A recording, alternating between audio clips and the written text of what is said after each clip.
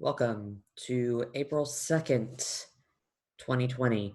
Um, we're going to go ahead and get started today. The first thing I want to say is yesterday's bell work. I got a lot of different interesting answers, but the big thing I want to make sure that you guys understand is,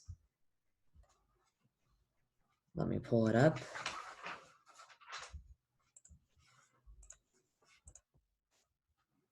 Is that when we're looking at some of these things, for example, when we look at who's the artist of this cartoon, it is Dr. Seuss, which a lot of you got. The leaders of what two countries are depicted in the drawing. A lot of people said China, but it's Japan. If you remember, when we went over all of the different dictators, we talked about Adolf Hitler from Germany and Hideki Tojo from Japan. So especially in the United States at this time, whenever you see a really racist caricature, and I'm telling you, this is a really racist caricature, they always do really, really racist, horrible uh, versions of Asian people for some reason at this time period.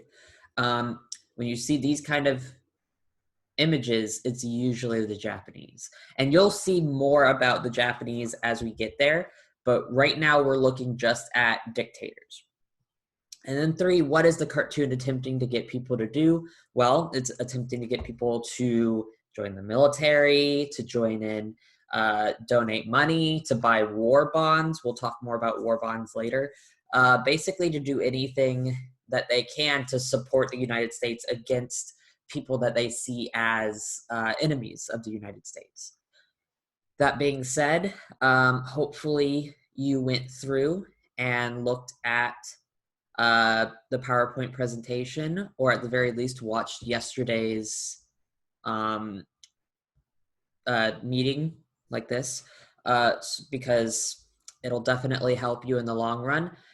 But let's go ahead and go over yesterday's work. So we're going to start with the East between the wars. So we covered the West between the wars when we talked about Germany, Russia, all of these dictatorships, etc. Now we're looking at the East, meaning Asia, in between World War I and World War II. And the first of the two areas that we're looking at is China. So China, if you remember, coming out of imperialism, we had Sun Yat-sen with the Nationalist Party, and then we had General Yuan, who became a dictator and all that fun stuff. And China was kind of in a weird place because they didn't want to be under imperialist rule anymore, but they didn't really have any, strong leadership or anybody that was really looking out for the best interest of the Chinese people. So let's go ahead and start. So part 1 was nationalists and communists. So by 1920, China was in chaos. 2 political parties emerged and competed to govern China, the Nationalist Party and the Chinese Communist Party, or the CCP. Young radicals had formed the CCP in Shanghai in 1921. Upon Comintern advice, they allied themselves with the older Nationalist Party, which welcomed their support. The nationalist leader, Sun Yat-sen, had angered the Western nations by criticizing imperialism. In 1923, the nationalists and communists united to drive imperialist forces out of China. The two parties formed a revolutionary army, which took control of China south of the Yellow River in 1927. However, tensions soon emerged. General Chiang Kai-shek, who replaced Sun Yat-sen as the head of the Nationalist Party, made plans to destroy the Communist Party. In the spring of 1927, he attacked communists in Shanghai, killing thousands and ending the alliance. Chiang Kai-shek founded a new Chinese republic in 1928, working for the next 3 years to unify China. So which two parties joined together to govern China? Which of these parties have we discussed before? Well, as you can see up here, the Nationalist and the Chinese Communist parties joined. And we've talked about the Nationalist Party before when we talked about imperialism. Now, Sun Yat-sen was very heavily influenced by the West. You saw him. He dressed in a Western style. He had short hair. He modeled himself after a Western academic. So it's not like he didn't appreciate Western values or know how to operate in a Western world. He just didn't like that these European and American countries were taking advantage of China. And he kind of made some enemies by saying that. That goes into number two. Why did Western powers dislike him? Because he criticized them. He called them out on what they were doing that was wrong, and they didn't like that. Now, the Nationalist Party eventually ended up ruling China alone because they attacked and tried to destroy the Communist Party. The big reason for this is Chiang Kai-shek, this new leader of the Nationalist Party, didn't want to share, more or less. He didn't like the communists, and he wasn't super happy about having to join forces with them. Number four, these are called freedom swimmers, especially my students who have seen people who are willing to do anything to escape a bad situation. Maybe you've seen something like this, especially in Florida. We've seen a lot of makeshift rafts and that sort of thing coming from Cuba because people are so willing to leave and to get out that they'll do anything. Why do you think they would want to escape so badly? Well, maybe they're being persecuted. Maybe their town or village was destroyed when the Revolutionary Army was fighting back against imperialism. There are plenty of different reasons why they might be that willing to sacrifice to escape a bad situation. All right, the Long March. Number two.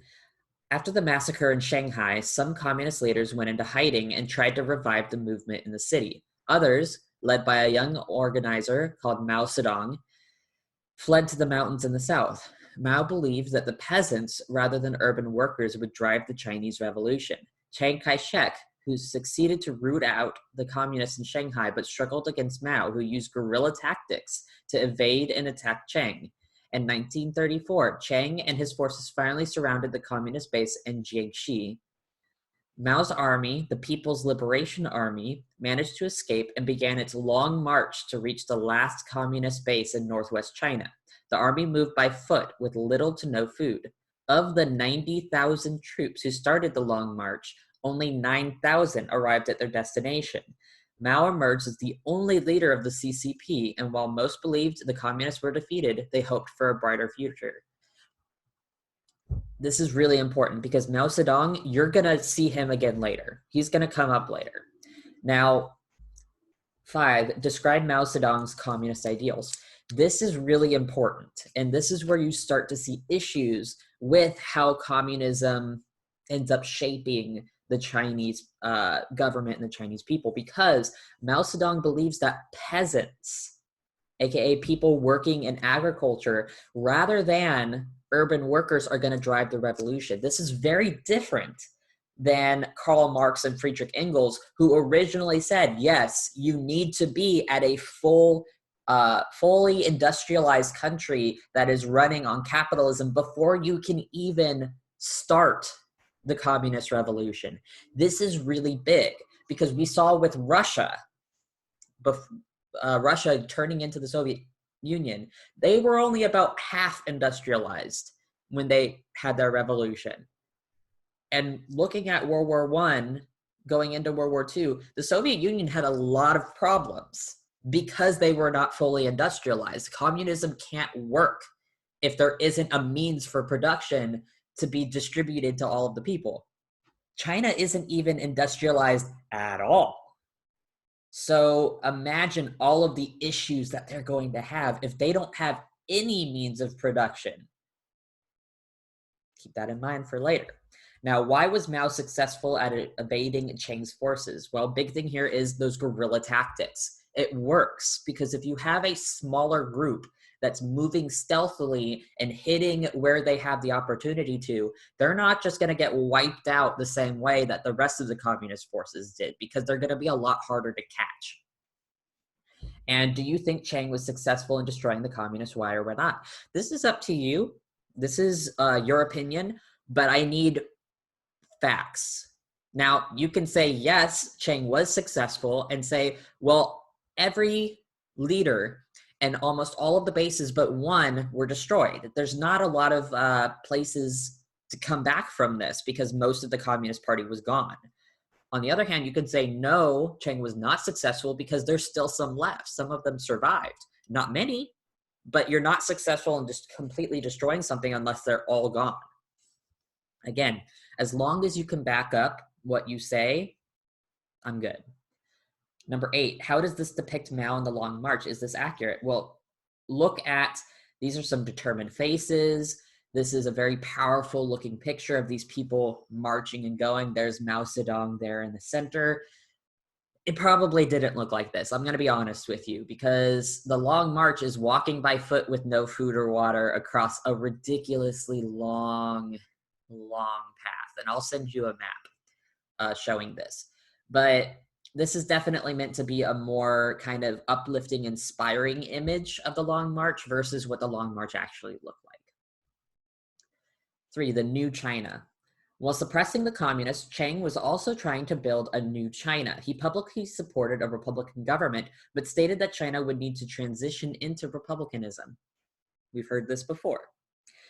Chiang announced that in accordance with Sun Yat-sen's plans, Chinese people would be trained to prepare them for constitutional government. At the same time, the nationalists wielded their dictatorial power to transform China. China was heavily damaged by years of neglect and civil war. Rural peasants were especially affected by poverty and exhausted by warfare. Most of these peasants were illiterate and disconnected from events in the cities. At the same time, a westernized middle class developed in the cities. Most supported the government of Chiang and were focused on accumulating wealth. Chinese cities became modern places where young people wore European clothes and listened to the radio. So this image shows rural peasants toil. Toil means like struggle or are just working hard and it doesn't feel like they're really going anywhere, that sort of thing. 1930s China. So you can see, looks a little run down. They're using very traditional like wooden rakes. Okay. 9, according to Chiang and Sun Yat-sen, what needed to be done before China could be a republic? Well, if you remember, going back to our earlier notes, one of the big things that they thought was that we needed a step-by-step plan before China could go into republicanism, because they always had an emperor before that. They never really had a constitutional government. So before they could be a republic, the people had to be trained and educated on how a republican government worked. So you need a dictatorship before then. Now, whether or not that's going to last longer than originally planned is a very different story. 10, who was affected the most by problems China faced? Well, the peasants. The peasants were the ones that were the most affected because there was poverty. They were the ones that got stuck in the middle of all these civil wars. They were the ones that were being taken advantage of by the imperialists.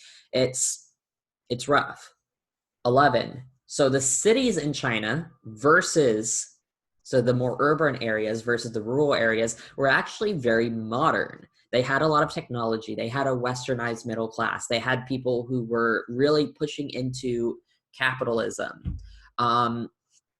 So when you look at number 12, how is life different in the urban and rural areas in China? Imagine a modern city like New York versus this. And that's where you start to see the differences. There's a huge difference between the urban, the city people and the country people in China at this time. Innovations and traditions.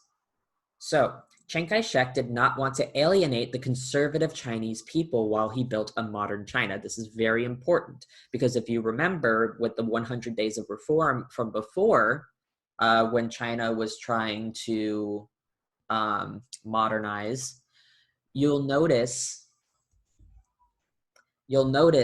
that it was the conservatives that stopped the 100 Days of Reform from actually working the way that it was supposed to, because they took the emperor and they put him in jail. So Chiang Kai-shek is learning from the history and the attempts to modernize, and he's trying to make sure that this isn't going to happen again.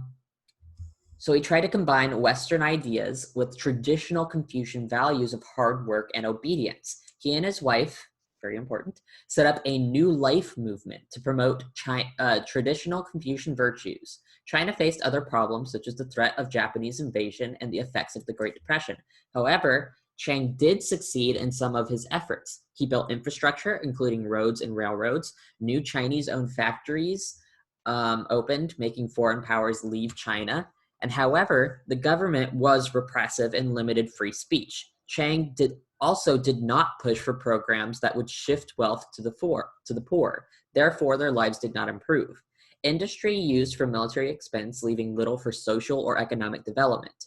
China continued to deal with long-lasting economic and social problems. The government unable to deal with many internal and external pressures. So, very important here. What ideals did Chiang Kai-shek try to combine in his new China? Well, modern and traditional ideas, because he wants to modernize, he wants to industrialize, he wants to catch up to all of these other countries, especially Western countries and Japan. And today we're talking about Japan, and you'll start to see why they kind of need to worry about Japan. But he also wants to combine the traditional Confucian values because, one, that's going to keep the conservative groups happy. It's going to keep them from resisting the stuff that he's doing. Two, when you look at Confucian virtues, it's all about hard work, obedience, proper relationships, and making things peaceful and kind of, chill. And that's important for Chiang because he wants people to accept his changes and just kind of roll with it.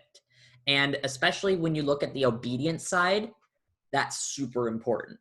Because if the people are obedient and accept his changes, they're not going to resist, and it's going to make his life so much easier in trying to modernize the country.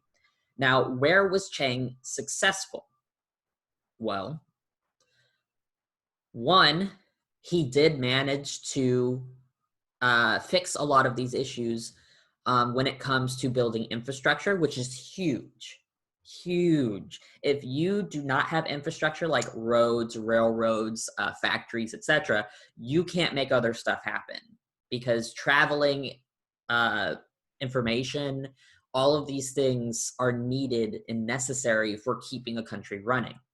You also see things like, helping improve wealth across the board, like technically, so that China wasn't quite as affected by the Great Depression because they now had these new factories. And then also the biggest thing that he does is he pushes the imperialists out of China, which is a really big deal because they're the ones that are keeping China relatively weak and unstable.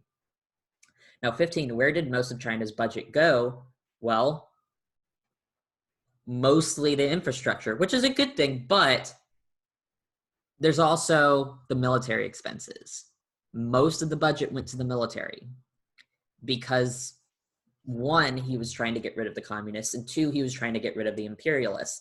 Now, that's a problem here because the social and the economic development is what is needed for China to be successful in the long run. Again, we have a lot of looking at the short term of if we have a big military, we'll kick out the imperialists. That's great.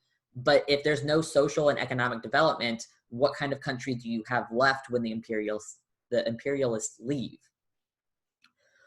Finally, 16, using the reading and photo, how would you describe the New Life movement?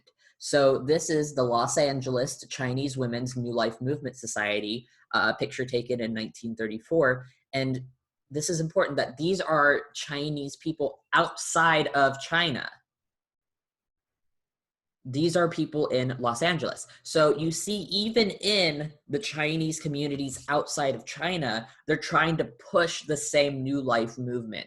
And the important thing here, when I talked about his wife, you notice that when you are focused on the women make the home, the women raise the children, the women are going to push a lot of these things and make it happen on a smaller level that the government can't force. So if you target the women especially, you're going to make these changes. So if you look here, all of these people are Chinese, quite obviously, but they're all wearing Western clothing.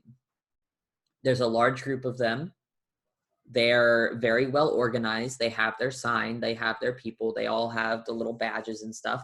And it's a good suggestion that not only is this a popular movement that's affecting a lot of people, but it's also a young movement. Look at this. Look at most of the people here in the front. They're all children. And if you educate the children in a certain way, they're going to grow up thinking that is the norm, thinking that is normal, and they're going to raise their children that way. And then that group's going to raise their children that way. And if you want a long lasting movement, you have to target the young people. And you'll see this in most any country that's trying to push some type of social movement, whether that's China at this time, whether that's when you look at Nazi Germany with the Hitler Youth trying to push these fascist and Nazi ideals on the children and teach them this early. When you look at different communist countries, such as the Soviet Union, they're going to push youth programs to educate the next communist leaders, the future communist leaders, etc. These types of movements, if they don't target the youth, aren't going to be super successful. All right. That being said, China still has a lot of issues, especially the biggest issue that they have is Japan. Again, that's what we're going to be reading today. You're going to be reading about Japan. If you have any questions or comments or concerns, make sure that you reach out to me over Edsby or through Remind. If you haven't joined the Remind, join the Remind, because I'm going to be posting each day what is due at the end of the day, 11:59. I know I'm being a little more lenient, and I know that I'm being a little more easygoing when it comes to helping you get your stuff done. And getting grades in, but you still need to be on top of this. You need to be checking Edsby every single day. You need to be doing the bell work questions, because I am still grading those. You need to be communicating with your teachers. If you have any friends that are in this class and haven't checked in with me, or you haven't heard from them, reach out to them, because I'm only one person. I can only hold you so accountable for doing what you're supposed to be doing. It's up to you guys to try and keep your friends on track as well. So if you have another friend who's in my class, whether it's your period or not, reach out to them and say, hey, have you seen what Wilkins gave us? All right. That being said, I've got 5 minutes before the AP Psychology. So if anybody comes in and asks questions, great. If not, this is a 5-minute little break before I start on AP Psychology. So yeah, that's it for that.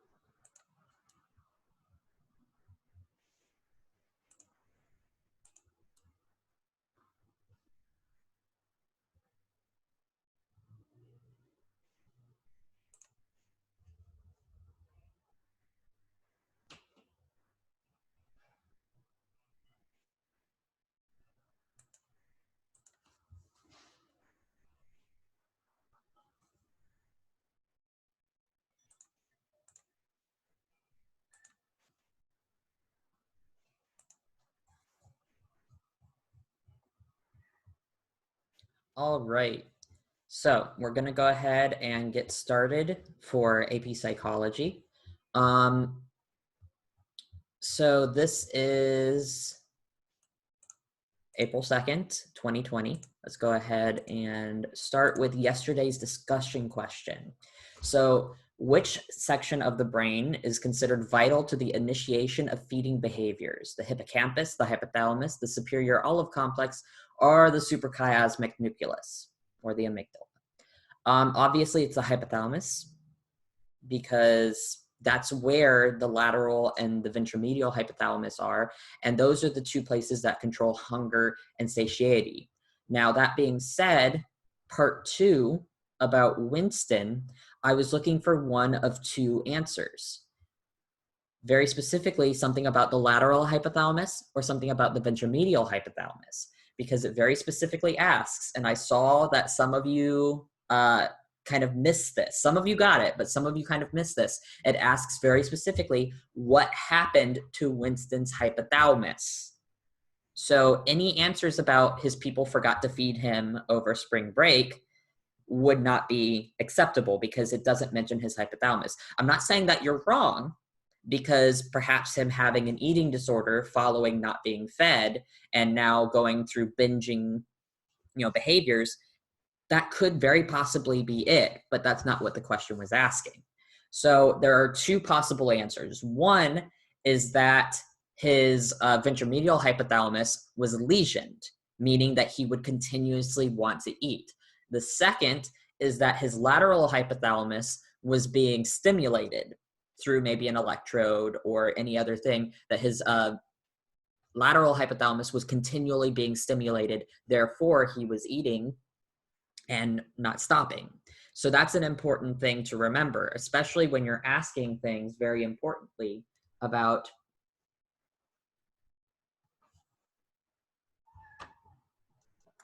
the hypothalamus. Either would work. Make sure that you keep this in mind and you really look at the question. All right, that being said, yesterday we hit the motivation of sex. Today we're going to hit social motivations. Friday is going to be our last day of motivation. So if you have any questions or comments about it, make sure that you ask them. Over the weekend, I think what we're going to do is an FRQ on motivation. So keep an eye out for that. I will post it. You will answer it through My AP. So if you do not have access to My AP, make sure that you're communicating that with me, because most likely My AP and the AP Classroom is how they're going to do the AP exam at the end of the year. All right. So make sure that you're paying attention to these things. Make sure you have access to these things. If you don't, message me. All right. That being said, so we finished with Masters and Johnson yesterday. Make sure that you understand Masters and Johnson. Very, very important. So social. The need to belong is super important. According to Aristotle, man is a social animal. Separation from others increases our need to belong. And you'll notice this, especially right now.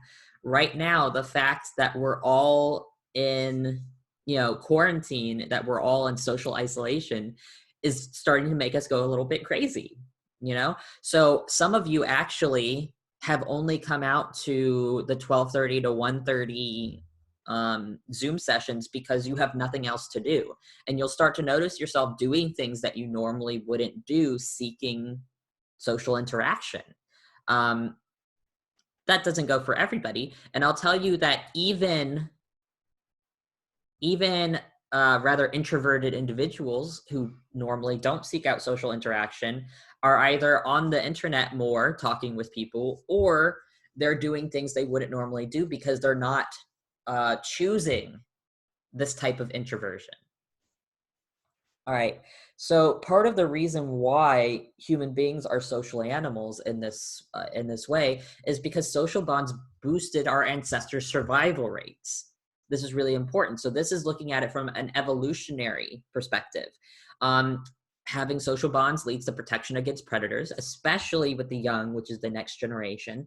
Procuring food, you get a lot more food when you're working in tandem, and reproducing the next generation of offspring.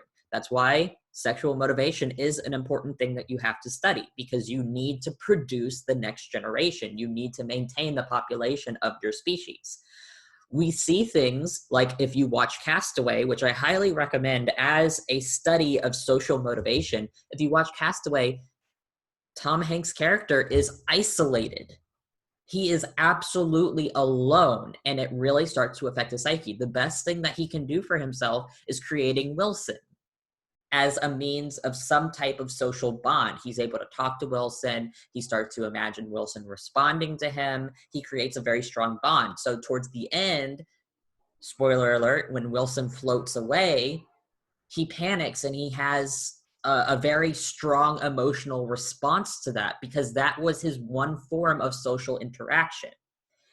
That being said, remember Maslow's hierarchy of needs? I sure hope you do because it's an important part of this. But belongingness and love is one of the psychological needs. So while you have him getting his physiological needs, such as food, water, and shelter, and his security needs, his feeling of safety and security once he's settled in, once he gets to this level, he has to figure out some sort of way to kind of make up for his lack of social motivation. So belongingness. When we talk about belongingness, we're talking about these 5 things. So wanting to belong, there's the need to belong colors our thinking and our emotions. We like to be part of a group. Even those who are anti-authority or maybe anti-conformity, such as goth or punk or emo or any of these other groups that we see as kind of being outside of society, they still definitely have a uniform and they still definitely have a group of people that they can identify with. You can't tell me that goth people who are very anti-conformity don't all dress very similar, at least different types of goth. They have a uniform the same as anybody else.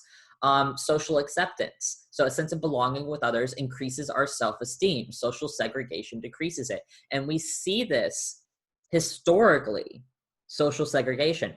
When we think of segregation, usually we think of the civil rights movement. And they've actually shown in the Brown v. Board of Education, they actually brought in a psychologist who had done the doll test, which I think we will talk about later. If not, I'll make sure to cover it. But the doll test was shown by social psychologists that when you showed young children, both white and black, dolls, the white doll and the black doll, every single child, white or black, chose the white doll, and they didn't know why. So when they asked the white children why they chose the white doll, usually they said, because it looks like me. When they asked the black children why they chose the white doll, it was because the white doll was better. Take that into account. Because of the way that they had been raised, and even if they hadn't been told, even if they'd been told by their parents, you're just as good as white children, from observation, observing the differences in how white children in all white society were treated versus black children in all black society were treated, the black children saw the differences and said that the white dolls were better. Even today, they have actually taken the doll test and they updated it, and they had a long list with all different skin colors from really, really light to really, really dark. And they showed it to a mixture of children, from whites to Hispanic to African American to Asian, and they showed them all of these dolls. Most of these children still chose the lightest doll as the best and the darkest doll as the worst. All right, good morning. So I'm going through, if you can keep to the chat, simply because I'm recording this and it's going to be posted, and I can't post it if it has people's voices. If you can keep questions or comments to the chat, that would be awesome.